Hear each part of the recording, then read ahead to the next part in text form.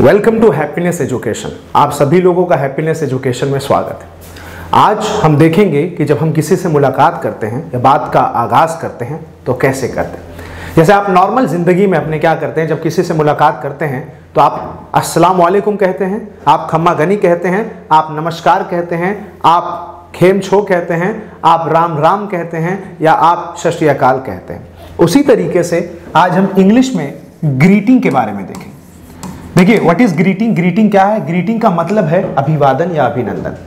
जब किसी का बर्थडे एनिवर्सरी आती है तो हम दुकान पे जाते हैं और वहां से एनिवर्सरी कार्ड लेते हैं और आराम से ले जाकर उसको हैप्पी बर्थडे टू यू कह देते हैं। क्या? ग्रीट करते हैं। और ग्रीटिंग जब आप करें तो आप एक चीज ध्यान दें कि ग्रीटिंग दो ऑप्शंस होते हैं इसके। एक तो हमारा ऑप्शन होता है फॉर्मल।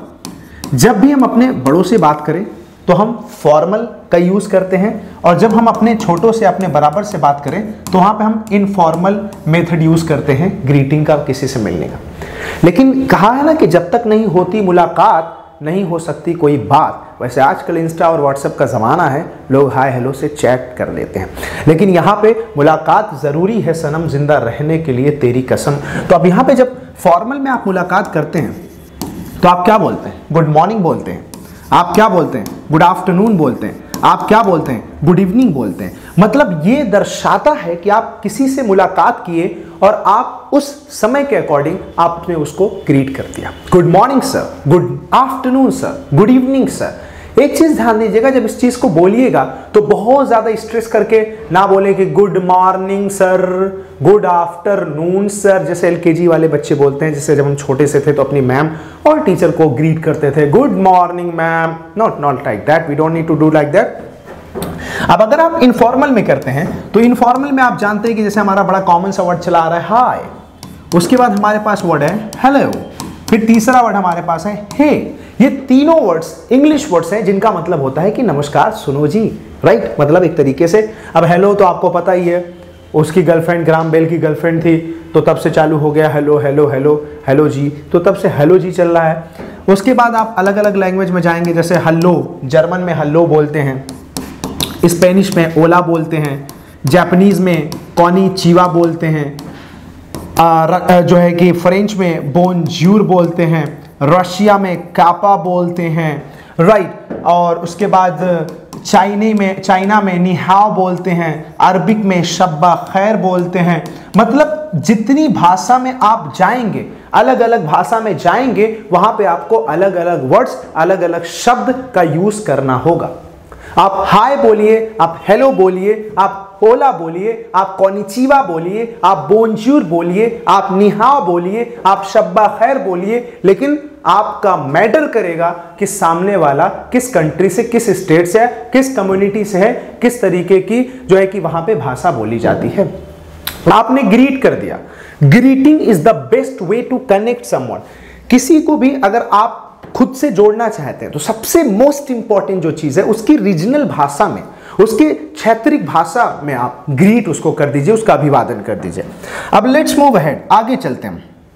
देखिए अब उसके बाद हम सामने वाले से पूछना चाहेंगे कि सामने वाला कैसा है, तो हम नॉर्मली पूछते हैं हाउ आर यू, जिसको अमेरिकन में शॉर्ट में बोलते हैं हिया। हिया ओ माई पिया, मतलब कैसे हो। उसके बाद आप ये भी यूज कर सकते हैं हाउ डू यू डू, इसका मतलब भी आप कैसे हैं। उसके बाद आपका है हाउ आर यू डूइंग, इसका मतलब भी आप कैसे हैं, कैसा चल रहा है। आपको याद होगा जब ट्रंप राष्ट्रपति था, मतलब था जो भी कह सकते हैं, मतलब इनफॉर्मल में, कि उसने एक प्रोग्राम किया था मोदी जी को बुलाकर। उस प्रोग्राम का नाम था हाउडी मोदी। फिर मोदी जी ने एक प्रोग्राम किया नमस्ते ट्रंप, राइट। तो नमस्ते ट्रंप, हाउडी मोदी, और वो हाउडी का मतलब था हाउ डू यू डू, मतलब आप कैसे हैं। हाउ आर यू डूइंग, आप कैसे हैं। हाउ इज गोइंग, सब कैसा चल रहा है, लाइफ कैसी चल रही। तो ऐसे बहुत से सेंटेंसेस हैं जो आप सामने वाले को पूछ सकते हैं, सामने वाले के खैरियत के बारे में जान सकते हैं। हाउ आर यू डूइंग, आप कैसे हैं। हाउ इज गोइंग, कैसा चल रहा है। हाउ आर यू, कैसे हैं आप। हाउ डू यू डू, मतलब हाउ डी, आप कैसे हैं। अब जब किसी ने हमसे पूछा कि हम कैसे हैं, तो हमारे पास 3 ऑप्शंस होता है अपनी खैरियत बताने का। सबसे पहला ऑप्शन होता है हाई। आपने उड़ी द अटैक मूवी देखी होगी, उसमें पूछा जाता है हाउ इज द जोश, हाई सर। तो जिंदगी, दुनिया, पर्सनैलिटी, मोटिवेशन, फिलॉसफी ये कहती है कि जब भी आपसे कोई पूछे कैसे हो तो आप हमेशा हाई फॉर्म में बताओ।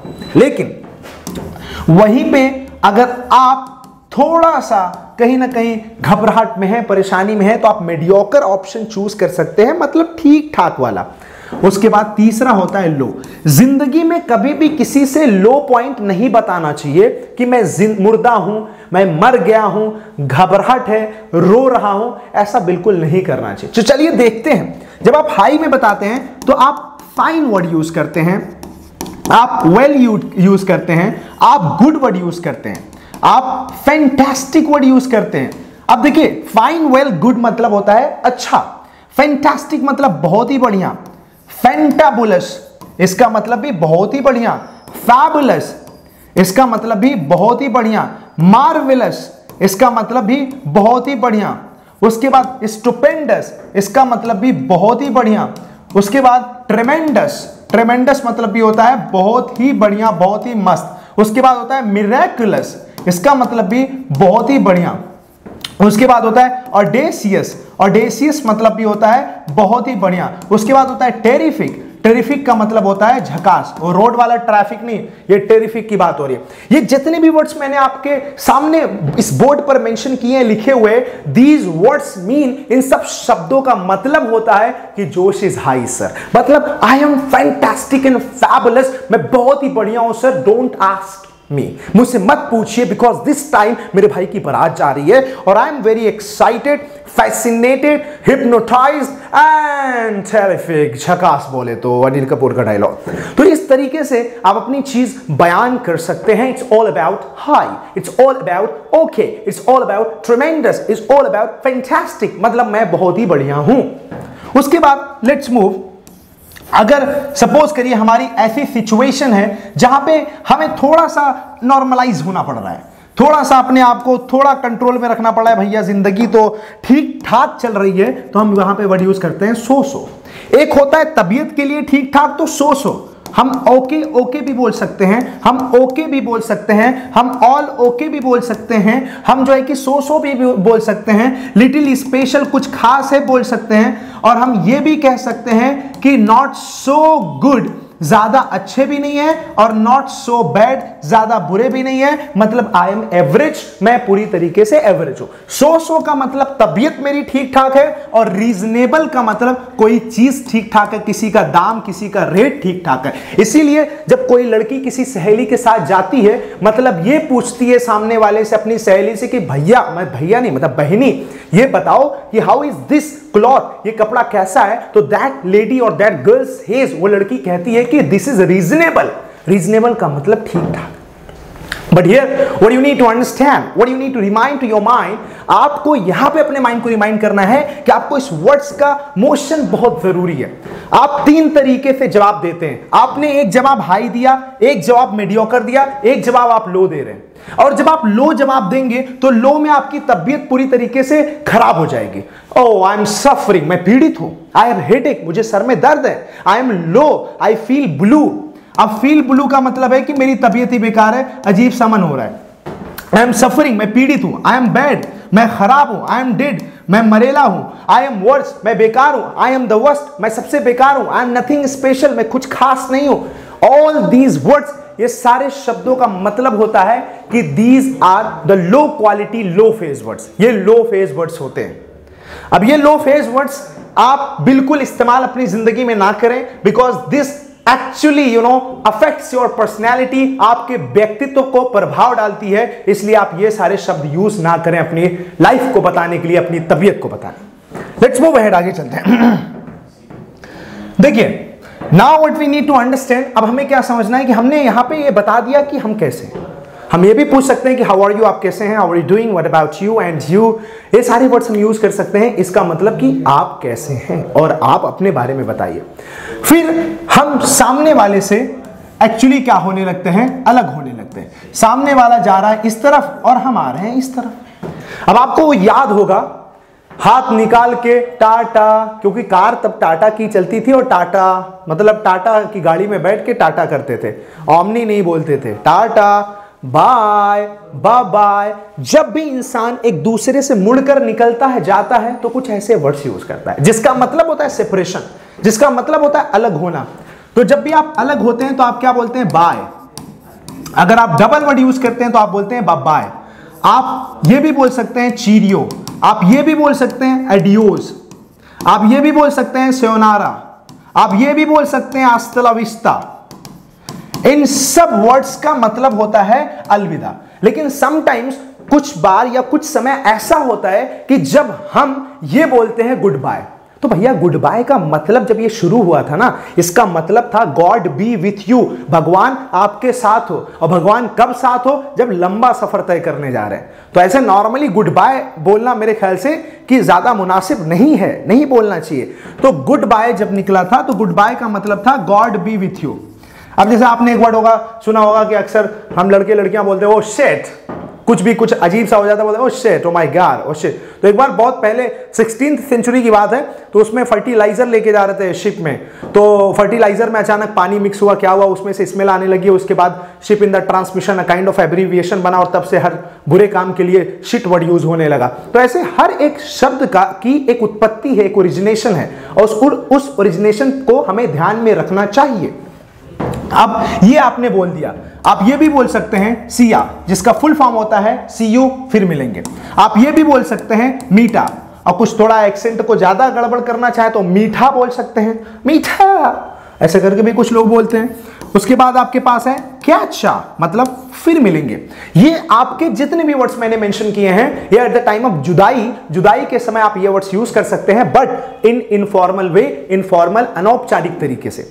But when you want to be formal, जब आप औपचारिक बनना चाहते हैं, तो आप कुछ इस तरीके के सेंटेंसेस और वर्ड्स यूज करें। Have a good day sir, आपका दिन मंगलमय हो sir.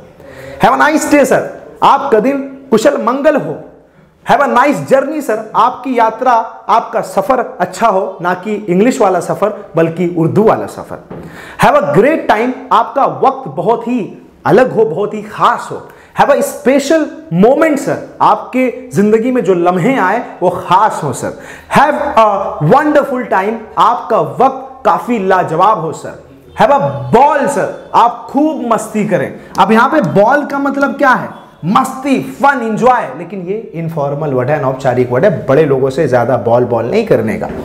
Have a gala time, गाला मतलब होता है कि यार मजा ही आ जाए। गाला टाइम का मतलब गजब का डांसिंग फन वाला टाइम हो जाए, right? Have a gala time, आपका दिन खूब मंगलमय हो, मस्त हो, आप एंजॉय करो। तो ऐसे जब आप चिल रहते हैं ना, जब आप फनी रहते हैं, जब आप हैप्पी रहते हैं, ह्यूमरस रहते हैं, हिलेरियस रहते हैं, जॉली रहते हैं, पीपल गेट फैसिनेटेड, लोग आपसे जुड़ जाते हैं। और इन सब शब्दों का आप बिल्कुल यूज करें, और ये सब शब्द मीटिंग और ग्रीटिंग में इस्तेमाल करें, यूज करें। उसके बाद आप देखिए कि आपकी ग्रीटिंग, आपका अभिवादन, अभिनंदन बहुत ही फैसिनेटिंग और कनेक्टिंग हो जाएगा। Thank you very much. उम्मीद करता हूं कि आपको चीजें समझ में आई होगी, और नहीं आई होगी तो कमेंट में कमेंट करके बताएं कि क्या नहीं समझ आया। Thank you very much. जय हिंद। Thank you sir.